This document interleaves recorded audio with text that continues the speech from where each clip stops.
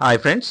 ఈరోజు కనుక మన దేశీయ మార్కెట్లు గమనించినట్లయితే మార్కెట్ సూచీలు నష్టాలతో అయితే ఓపెన్ అవడం జరిగింది. మేజర్గా సెన్సెక్స్ రిలేటెడ్గా 180 పాయింట్స్ అయితే నష్టపోయి 78,500 వద్ద అయితే ప్రారంభించడం జరిగింది. అలాగే నిఫ్టీ కూడా 50 పాయింట్ల నష్టంతో 23,760 వద్ద అయితే ట్రేడ్ అవుతుంది. Adani ports, Zomato, ICICI bank, Axis bank, Bharti Airtel, ITC top gainers గా ప్రారంభించడం జరిగింది. అలాగే ఇన్ఫీ, మారుతి, అలాగే M&M, SCL రిలేటెడ్ గా అయితే నష్టాల్లో కొనసాగుతున్నాయి.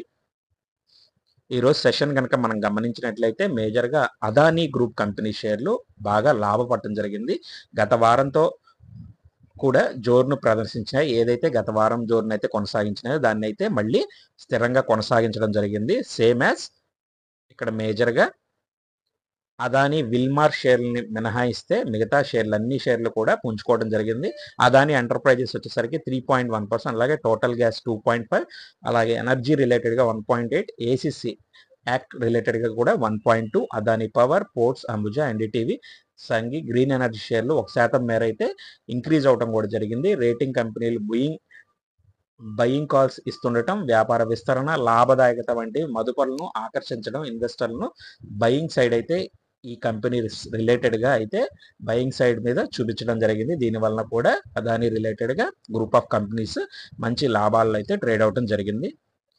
తర్వాత ఆఫ్టర్నూన్ సెషన్ కనుక మనం గమనించినట్లయితే నియర్లీ 12:30 అరౌండ్ నుంచి అయితే మార్కెట్స్ గ్రీన్ జోన్ నుంచి అయితే రెడ్ జోన్లోకి వెళ్ళిపోవడం జరిగింది. అక్కడి నుంచి నియర్లీ చాలా లోకి అయితే వెళ్ళడం జరిగింది, 23,600 అరౌండ్గా.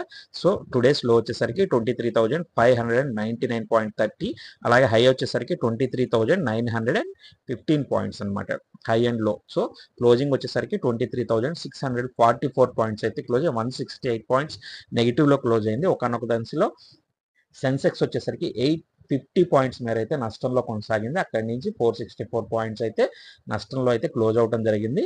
సో ఇక్కడ నిఫ్టీ వచ్చేసరికి 153 పాయింట్స్ అయితే లాస్లో క్లోజ్ అయ్యి తగ్గి 23,615 వద్ద నిలకడగా కొనసాగుతూ కన్సాలిడేట్ అయ్యి ఫైనల్గా 168 పాయింట్స్ అయితే నెగిటివ్లో క్లోజ్ అయ్యి 23,644 పాయింట్స్ మీద అయితే క్లోజ్ అవడం జరిగింది. ఇక్కడ మేజర్గా ఇన్వెస్టర్ల యొక్క సంపద చూసుకుంటే 4 లక్షల కోట్ల మేర సంపద కోల్పోయినట్లుగా ఇక్కడ తెలుస్తోంది. మేజర్గా ఇక్కడికి వచ్చేసరికి ఫార్మా మినహా అన్ని రంగాల షేర్లు కూడా సెల్లింగ్ ప్రెజర్ అయితే మొదలైంది. ఆఫ్టర్నూన్ సెషన్ నుంచి గమనించినట్లయితే ఫార్మా రంగంలో ఎవరికైతే స్టాక్స్ అయితే హోల్డ్ చేసుకుంటున్నారో వాళ్ళ ఫార్మా రిలేటెడ్గా స్టాక్స్ మంచి పాజిటివ్ అయితే ఈరోజు కనపడటం జరిగింది.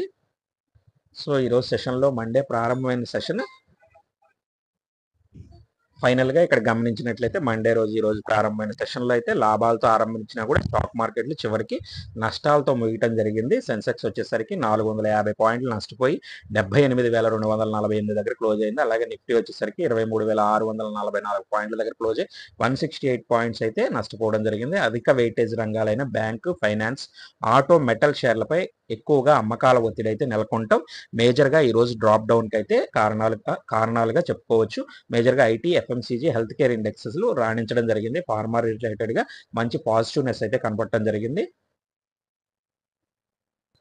సో ఈరోజు టాప్ గెయినర్స్ కనుక మనం గమనించినట్లయితే అదానీ రిలేటెడ్గా అదానీ ఎంటర్ప్రైజెస్ నియర్లీ 7.26% ఇంక్రీజ్ అయింది. So Adani group of stocks కూడా ఈరోజు బాగా ఇంక్రీజ్ అవడం జరిగింది. Tech Mahindra, HCL tech, Indian bank, Shriram finance nearly 1% వరకు ఇంక్రీజ్ అయినాయి. అలాగే టాప్ లూజర్స్లో హిందాల్కో నియర్లీ 2.32% డిక్లైన్ అవడం జరిగింది. Tata motors 2%, Trent 2%, BEL BEL 2%, అలాగే విప్రో రిలేటెడ్గా 1.65% భారీగా అయితే లాస్ అవటం జరిగింది.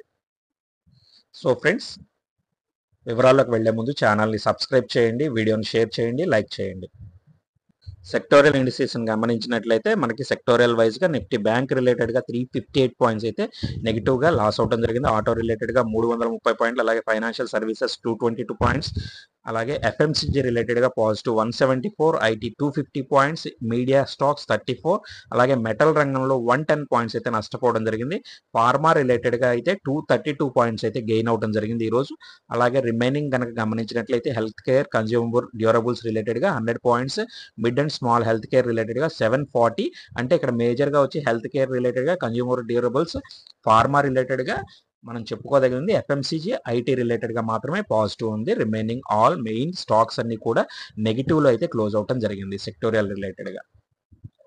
నెక్స్ట్ వచ్చేసరికి ఆర్బీఐ రిలేటెడ్గా డేటాను గమనించినట్లయితే జూలై సెప్టెంబర్ కరెంట్ ఖాతా లోటు వచ్చేసరికి కరెంట్ ఖాతా అకౌంట్ డెఫిషిట్ వచ్చేసరికి $11.2 బిలియన్ అయితే మెన్షన్ చేయడం జరిగింది. అలాగే జూలై సెప్టెంబర్ రిలేటెడ్గా ఇయర్ బేసిస్లో 11.2 బిలియన్ డెఫిషిట్ అయితే ఉండటం జరిగింది. సో ఇది డిక్లైన్ అయింది. జూలై సెప్టెంబర్ రిలేటెడ్గా క్వార్టర్లో కూడా 11.2, అలాగే క్వార్టర్లో గమనిస్తే $10.2 billion.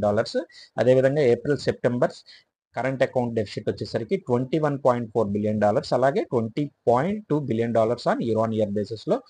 Same as July September రిలేటెడ్గా నెఫ్ట్ ఎఫ్డిఐస్ అవుట్ఫ్లో వచ్చేసరికి $2.2 బిలియన్ వర్సెస్ $0.8 బిలియన్ వచ్చేసరికి ఆన్ ఇయర్లో July September. Net profit investment inflow వచ్చి $19.9 బిలియన్ ఆన్ ఇయర్ బేసిస్లో గమనించినట్లయితే $4.9 బిలియన్ అయితే మెన్షన్ చేయడం జరిగింది.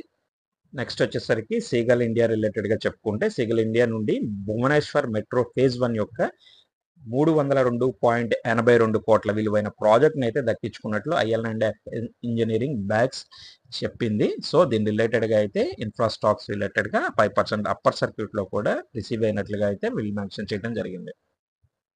సో ఈ న్యూస్ తర్వాత ఈరోజు స్టాక్స్ 2.80% ఇంక్రీజ్ అవడం జరిగింది. కొత్తారి ప్రొడక్ట్స్ రిలేటెడ్గా 1:1 రేషియోలో అయితే బోనస్ని అయితే అనౌన్స్ చేయడం జరిగింది. సో ఎవరికైతే డిమాట్ అకౌంట్లో వీళ్ళు మెన్షన్ చేసిన బోనస్ ప్రకారం వాళ్ళకి ప్రతి ఒక్క షేర్కి మరొక షేర్ అయితే ఉచితంగా ఇవ్వటం జరుగుతుంది. ఈ అప్డేట్ తర్వాత కొత్తారి ప్రొడక్ట్స్ లిమిటెడ్ రిలేటెడ్గా 1.07% ఇంక్రీజ్ అయ్యి 197 దగ్గర అయితే క్లోజ్ అవడం జరిగింది. నెక్స్ట్ కోఫోర్జ్ లిమిటెడ్ రిలేటెడ్గా మాట్లాడుకుంటే ఈరోజు 226 రూపీస్ ఇంక్రీజ్ అయ్యి 9678 దగ్గర క్లోజ్ అయ్యి 2.40% అయితే ఇంక్రీజ్ అవ్వడం జరిగింది. మేజర్గా సిగ్నిటీ టెక్నాలజీస్ని మెర్జర్ చేయడం జరుగుతుంది. సిగ్నిటీ యొక్క 5 షేర్లు కలిగిన వాళ్ళకి కోఫోర్జ్లో ఒక షేర్ని అయితే పొందడం జరుగుతుంది. సో ఎవరైతే సిగ్నిటీ టెక్నాలజీస్లో 5 షేర్లు కలిగి ఉంటారో వాళ్ళు కోఫోర్జ్లో ఒక షేర్ని అయితే రిసీవ్ చేసుకుంటారు. షేర్ స్వాప్ లావాదేవీలు కోఫోర్జ్ ఈక్విటీ షేర్లో 4%కి దారితీస్తుందని విలీనం చేయబడిన ఎంటిటీ 3 కొత్త స్కేల్స్ వర్టికల్స్ను సృష్టిస్తుంది. రిటైల్ టెక్నాలజీ మరియు హెల్త్ కేర్ రిలేటెడ్గా సిగ్నిటీ రద్దు చేయబడుతుందని మరియు వాటాదారులు కోఫోర్జ్ షేర్లు అందుకుంటారని కూడా తెలియజేసింది. సో ఎవరైతే సిగ్నిటీలో 5 షేర్లు ఉంటారో వాళ్ళు కోఫోర్జ్ రిలేటెడ్గా ఒక షేర్ అందుకోవడం అనేది కాకుండా సిగ్నిటిక్లో వాళ్ళు రిమైనింగ్ పార్ట్ అంతా రద్దు చేయబడి వాళ్ళ రిలేటెడ్గా రిటైల్ టెక్నాలజీ మరియు హెల్త్ కేర్ 3 రిలేటెడ్గా కోఫోర్జ్లో అయితే వాళ్ళు ఉంటారు. ఇన్వెస్టర్స్ రిలేటెడ్గా అయితే చెప్పడం జరిగింది. ఈ అప్డేట్తో కోఫోర్జ్ అయితే 226 రూపీస్ ఇంక్రీజ్ అయింది. అదేవిధంగా సిగ్నిటిక్ టెక్నాలజీస్ రిలేటెడ్గా అయితే నెగిటివ్గా 84 రూపీస్ డిక్లైన్ అయ్యి 5% వరకు డిక్లైన్ అవ్వడం జరిగింది. వొడాఫోన్ ఐడియా రిలేటెడ్గా బిగ్ పాజిటివ్ న్యూస్ అయితే అయింది. మేజర్గా 3.75% అయితే ఈరోజు ఇంక్రీజ్ అవడం జరిగింది. ₹7.75 దగ్గర క్లోజ్ అవ్వడం జరిగింది. ఒకనొక దశలో నియర్లీ 6% వరకు కూడా ఇంక్రీజ్ అవడం జరిగింది. ఇది 2021 టెలికాం సంస్థలకు ముందు జరిగిన స్పెక్ట్రమ్ వేలం కోసం సమర్పించాల్సిన బ్యాంక్ గ్యారంటీలు ఏదైతే ఉందో అవసరాన్ని టెలికమ్యూనికేషన్ డిపార్ట్మెంట్ రద్దు చేసింది. సో ఇది బిగ్ పాజిటివ్గా వొడాఫోన్ ఐడియాకి నిలవడం జరిగింది. వొడాఫోన్ గ్రూప్ 11,650 కోట్ల బకాయిను క్లియర్ చేయడం జరిగింది. దీంతో వొడాఫోన్ ఐడియాలో ఏదైతే వొడాఫోన్ గ్రూప్ ఉంటుందో ఆ గ్రూప్కి సంబంధించిన 11,650 కోట్ల బకాయిలను అయితే క్లియర్ చేయడం జరిగింది. దీనివల్ల వొడాఫోన్ ఐడియాలో తాకట్టు పెట్టిన షేర్లను విడుదల చేయడం కూడా జరిగిందనమాట. సో వొడాఫోన్ గ్రూప్కి 22.56% వాటా అయితే ఉంది. సో జూన్ 30, 2024కి ప్రభుత్వానికి విఐఎల్ వొడాఫోన్ ఐడియా చెల్లింపు నిబద్ధత 2,09,520 కోట్లుగా పరిగణించడం జరిగింది. సో మేజర్గా ఈ స్పెక్ట్రమ్ రిలేటెడ్గా బ్యాంక్ గ్యారంటీ రిలేటెడ్గా కొంచెం సర్దుమడగడం వల్ల వొడాఫోన్ ఐడియా బిగ్ పాజిటివ్ అయితే ట్రెండ్ సృష్టించడం జరిగింది.